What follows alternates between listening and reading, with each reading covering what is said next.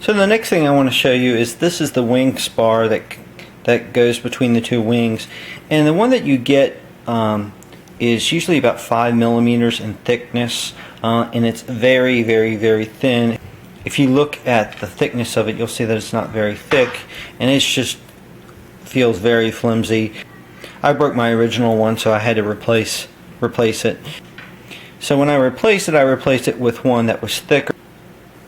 This is a 6 millimeter tube, and which has a smaller tube inside it to make it stronger, but it's much thicker. It's probably 3 millimeters in thickness total.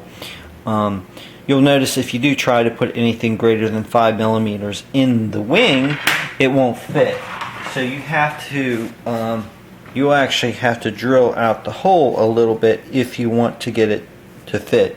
That's pretty easy to do. If you you can take a dowel rod, attach some sandpaper on it, and spin it around on your drill, and you can take it in there to drill that out.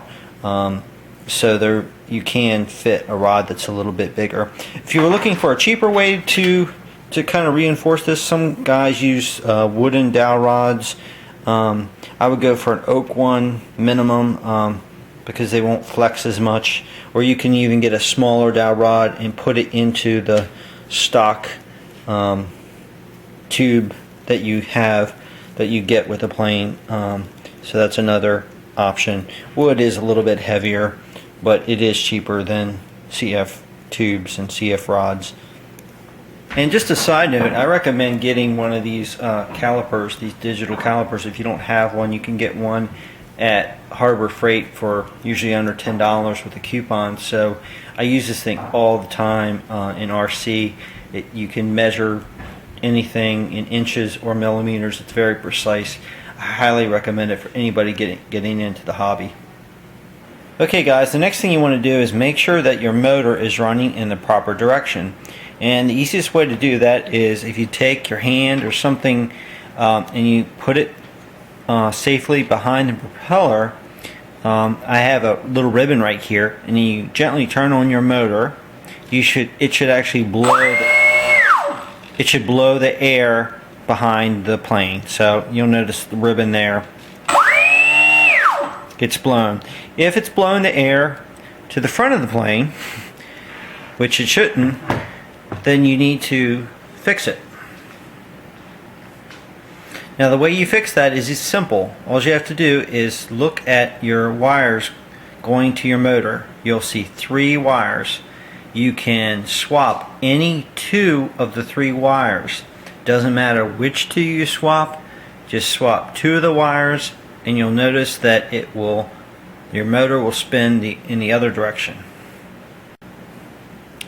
Okay guys, the next thing I suggest you do is to take that propeller that's on the plane, the stock propeller, take that off and replace it with a different propeller. This is the stock propeller in my hand. It's a 5 by something propeller, 5-inch propeller. It really is terrible. You can see that you can bend it very easily. You don't want that. You want something that's stiff. A good propeller that a lot of guys like is an APC 6x4 propeller, electric or 6x4 propeller. It's a nice stiff propeller. It fits on the plane, fits on the motor. You might have to drill the inside of the hole for the propeller a little bit to get it to fit, but it will fit. So I definitely recommend that. You can fly with a stock propeller if you want to, but I wouldn't do it. You get very poor performance. Okay, the other thing that you want to do is you want to make sure that you have your propeller facing the right direction. And this does make a difference. If you take a close look at your propeller, you'll notice that there is a curved side. One side curves up and the other side curves in. So what you want to do is you just want to make sure the part of the propeller that's curved up, you want to make sure that part is facing the front of the plane, or the way or the direction that you want the plane to go in. This is a really easy mistake to make.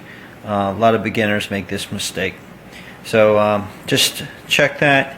Make sure you have the curved side facing forward.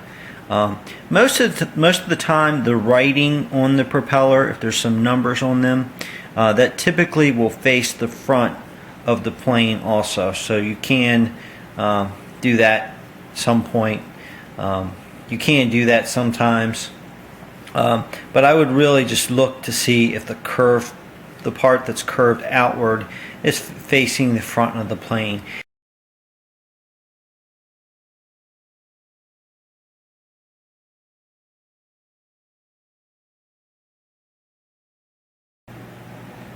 Okay guys, the other thing that you want to do is add some carbon fiber to the plane to help stiffen it up a little bit and make it stronger.